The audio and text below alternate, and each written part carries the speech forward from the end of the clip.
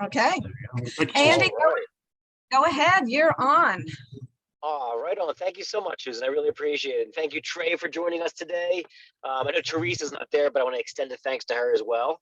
Hello, everyone. Thanks for making time for me today. Susan, how long should I speak for? About a half an hour, and Perfect. time for questions because we need to end it at 1:45. Okay? Perfect. All right, sounds good. So what I thought I could do is I'll introduce myself. I'll tell you about the background of our company, how we got started. I'll share with you what we do and some of the goals that we have going forward. And Trey actually has some samples there too, and some examples of some of our packaging and labeling in case anyone's interested in checking it out. So my name is Andy Burstein. I am with Accessible Pharmacy Services for the Blind. We are a home delivery pharmacy service, and we specialize in patients who are blind, deafblind, and have low vision. We're the only provider of its kind, and we're the largest blind-owned healthcare company in the country. We think in the world, but we're not confident saying that yet, but soon, hopefully.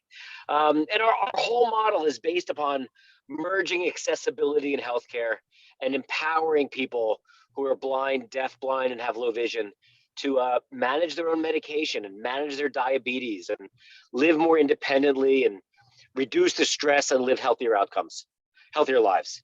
So that's what we do. The background of our company, I think it's a cool story. I started the company about 5 years ago with my business partner, Alex. I was running a healthcare marketing firm at the time, and we were developing strategies around just accessibility in general to be able to help our clients. And our clients were like healthcare systems, medical practices, the pharmaceutical industry. And I wanted to reach out to just people who I knew with different disabilities to just get some insight into their experience in the marketplace and in healthcare in general. So I knew Alex casually. Our kids play Little League together. And so I didn't know Alex too well. I knew that we lived near each other. His kids were good ball players, and he was blind.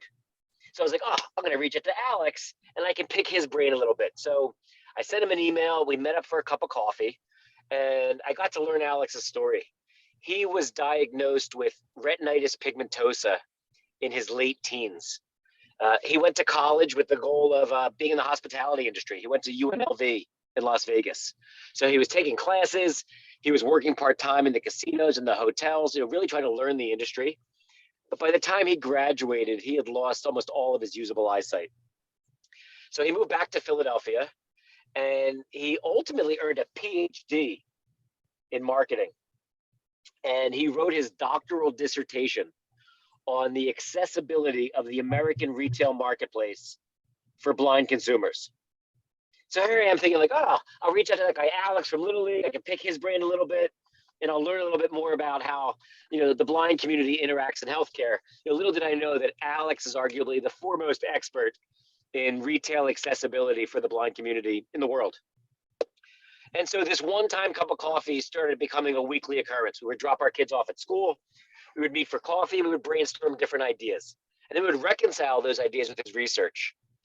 And when it came to the pharmacy industry in particular, his research, first of all, as a consumer, he identified it, but his research really identified glaring challenges in the pharmacy experience. The way the most big pharmacies like to operate is not necessarily the most accessible way for those who are impacted by vision challenges. And so he and I started writing a business plan, with the goal of, all right, what would it be like if we created a healthcare company that focused exclusively on the needs of blind, deafblind, and low vision individuals? And this was before the pandemic. This was like early 2019. We were very lucky. We're in Philadelphia. So we got in our car, we spent a day at the NFB headquarters and got feedback from them. Alex was doing some research with the FFB, and we got some feedback from them. Kirk Adams at the AFB, all the Bs were giving us love and support, and everyone was very generous with their feedback and their time. And we ultimately got to a point where we're there's nothing like this that exists. How do we take this to market? And we spent the next few months trying to find a partner. We ultimately met our third business partner, Dr. Jason Barrett. And Jason, he has his doctorate in pharmacy, And he spent the first 25 years of his career really focusing on the concept of personalized medication. He worked primarily with individuals with cognitive and intellectual disabilities, but his whole model was, it's not a one size fits all model like the big pharmacy chains do. It's about identifying the individual and assembling a collection of solutions that empower that person to manage their medication and manage their diabetes by themselves. So when we met with him, it was like a love fest. We were like, he's our guy. We got ourselves together, we incorporated, and we launched our company in April 2020, like just at the beginning of the pandemic. Obviously, none of us knew what was going to happen, but we'd know what happened. But we plowed through it. And fast forward to today, we now have 65 employees. 25% of our employees are blind themselves. We are licensed to provide services to patients in 34 states, which includes DC and Puerto Rico and Kentucky. We just got approved by the state pharmacy board in Kentucky about almost 3 months ago. And so it's been awesome. We're still learning every day. Like, our company is called Accessible Pharmacy, but we're really scratching the surface of what we could be doing to be more accessible. And whereas version 1.0 of our business was a collection of ideas that Alex and I had and his research, we're in the middle of 2.0 right now. And 2.0 comes from the knowledge that we get from our patients and from groups and organizations and healthcare providers who, it's amazing. Once you ask people like, hey, give us some ideas about how we can be more accessible, give us some ideas about types of solutions that would be beneficial to this marketplace, people talk our ears off in a good way. And it's actually elevating our company and really expanding the things that we do and the ways that we support our patients. And it's been awesome. So taking a big step back, what do? We provide to people's homes. And by the way, we don't charge for our services. And I'll explain what our services are. We make our money by being reimbursed by insurance companies. Things that aren't covered by insurance companies, we usually try to advocate on behalf of patients for the insurance companies. But we also take credit cards, and things that aren't covered by insurance are very affordable. In many cases, we also get funding from different state and federal organizations that support different population groups. So that being said, what do we provide? We provide prescription medication, over-the-counter medication, vitamins and supplements, small accessible medical devices like talking thermometers, talking glucometers, continuous glucose monitoring systems. We have a full range of diabetic supplies, including insulin. We can provide guide dog and pet medication as well. And we're looking to add other services as well. At the end of the summer, we're launching a parallel telehealth model to connect blind and low vision individuals with healthcare providers who have experience working with this population, and on a platform that is really accessible and user-friendly. So we're really excited about that. But when it comes to our medication, what makes us unique? There are a few things. The first is we deliver everything to someone's home at no charge. We provide automatic refill management. So every month the medication shows up automatically. And we also interact with the prescribers so that in the event that a prescription needs to be renewed, a patient knows well in advance, as opposed to finding out like when it's time for the new prescription, having to schedule an urgent appointment. So we provide accessible support. What do I mean by accessible support? It's important for us to have a conversation with a patient before we start to work with them. And the reason why is we need to learn about the individual. We need to learn what's the person's level of sight. Are they comfortable with technology? Do they read Braille? Do they also have hearing issues?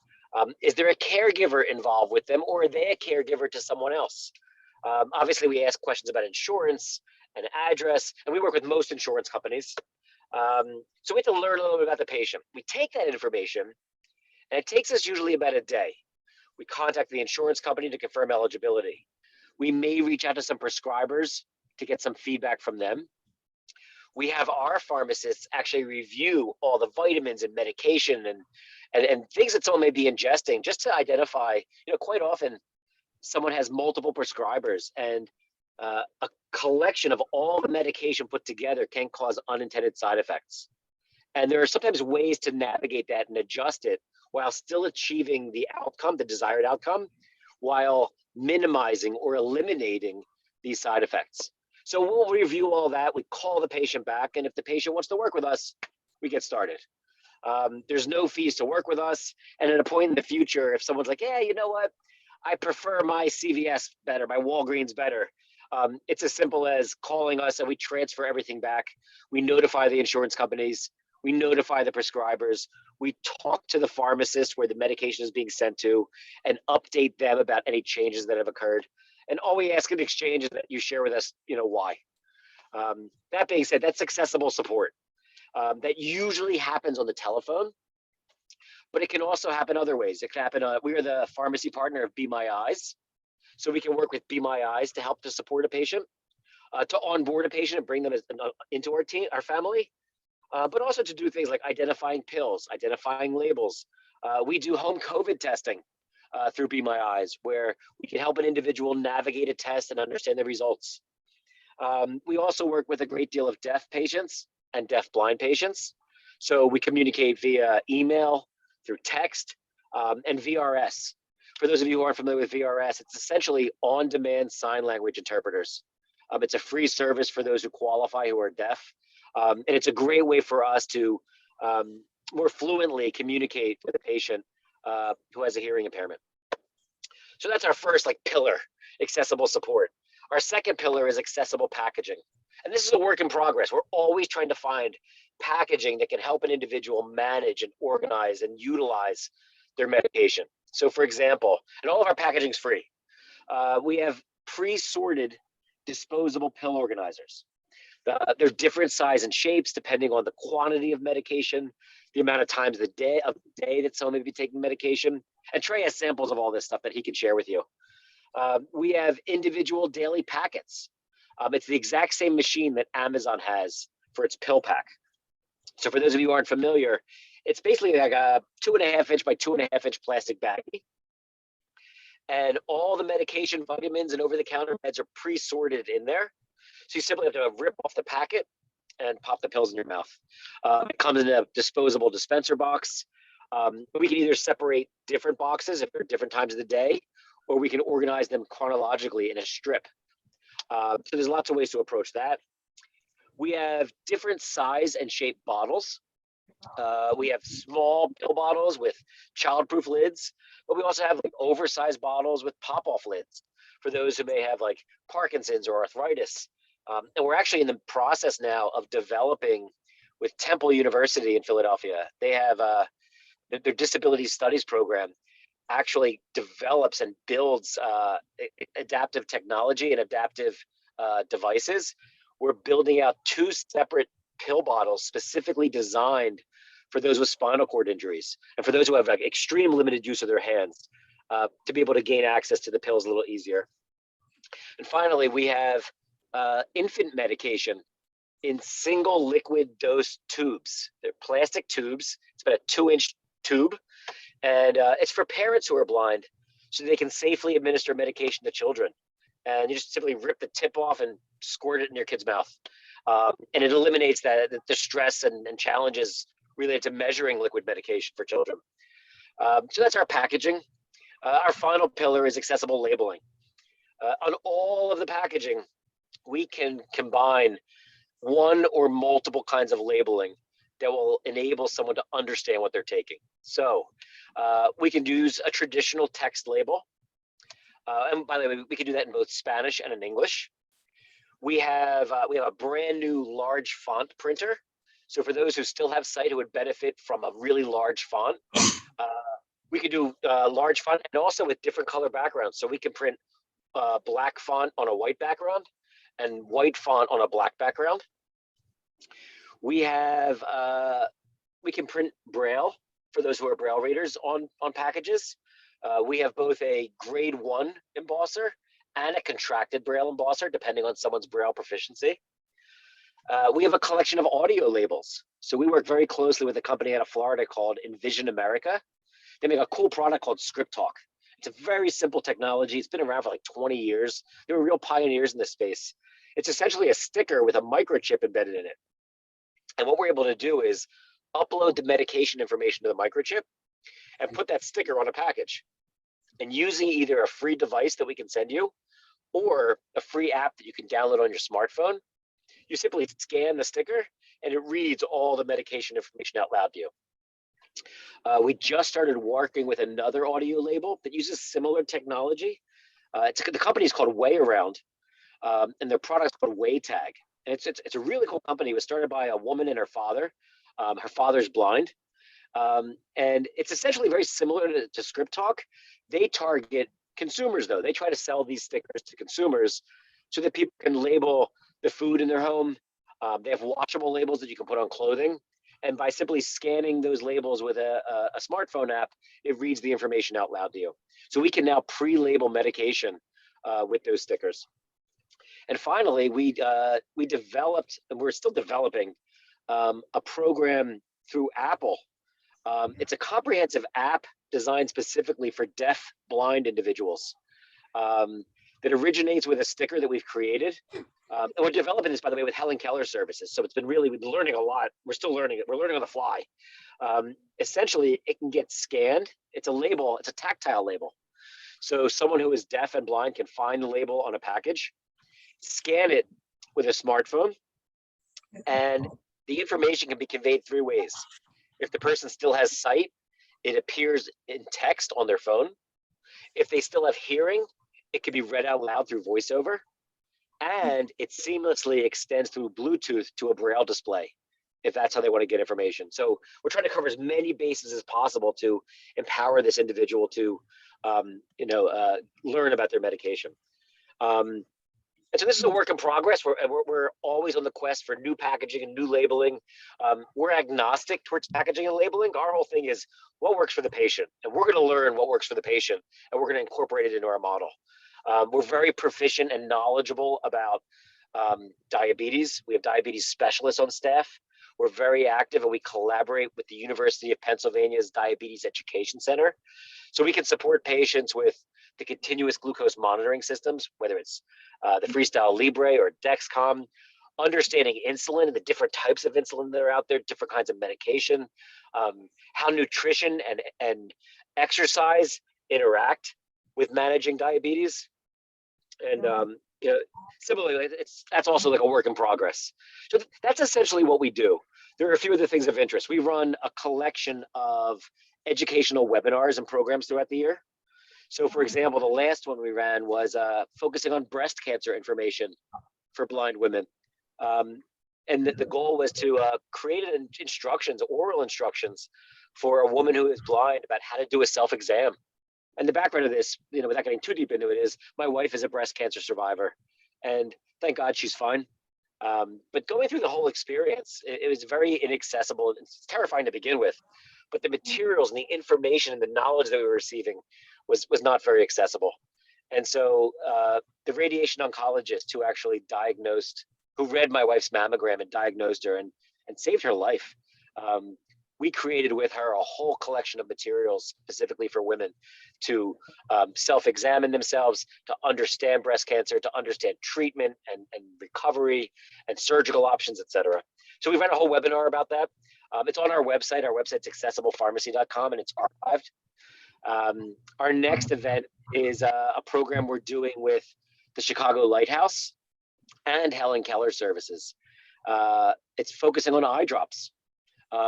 It's the head optometrist from Chicago Lighthouse, a nurse from the Helen Keller National Center, and the head occupational therapist from the Chicago Lighthouse.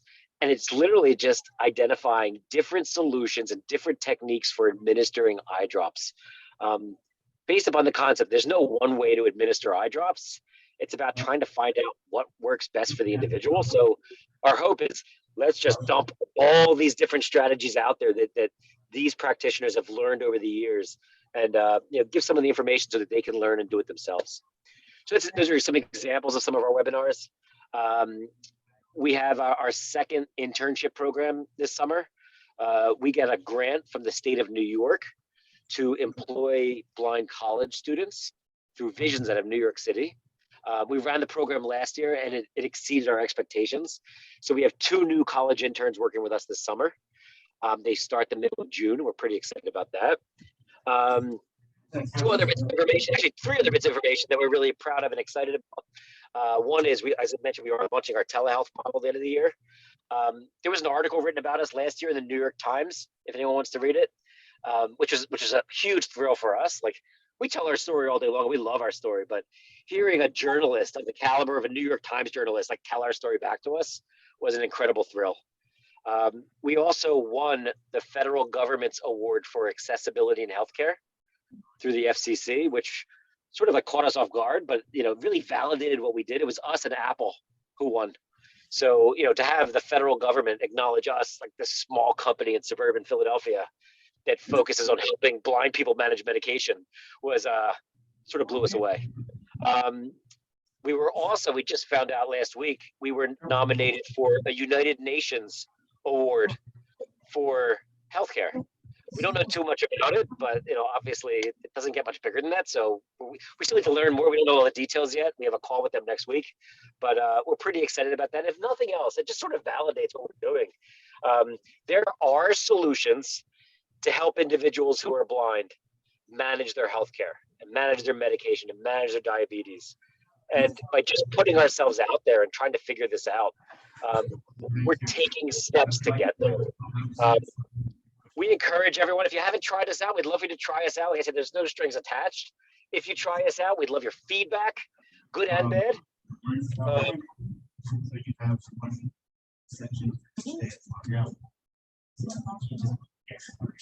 So you could just say, Theory, call Accessible Pharmacy, and it'll put you right through to us. Or it may say, do you mean Accessible Pharmacy in Fairless Hills, Pennsylvania? That's us. We're on the BOI's app under Specialized Help. And finally, our phone number is 215-799-9900. That's 215-799-9900. Teresa and Susan have our information. And that being said, I'm keeping an eye on the clock. I'm approaching 30 minutes. So I'm going to stop talking. I'd love to hear questions, thoughts, or ideas. I don't know if anyone there is a patient yet. If you are, I'd love to hear your feedback and thoughts. As I mentioned, we just recently got approved in Kentucky, so we're just starting to work with patients, and I guess big to get this up. Thank you, everyone, for your time. I really appreciate it. And Trey, thank you again for coming today. Oh, Susan, before we head on to the question and answer section, could you stop recording? Okay, I'll do that now in just a minute, since I can get this thing working.